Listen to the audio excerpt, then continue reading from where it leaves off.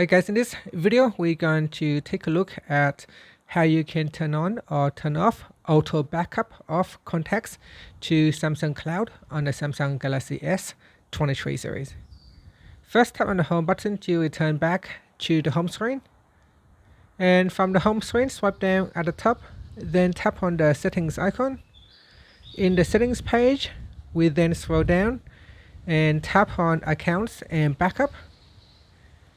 Next, in here, go down to the Samsung Cloud section and tap on Backup Data. Then tap on the Contacts toggle button to turn off or turn on Auto Backup. So here, Auto Backup, turn off. So tap on the toggle button to turn on Auto Backup. And that's it. Finally, you can tap on the Home button at the bottom to go back to the home screen. Now you may notice there is a Backup Now button.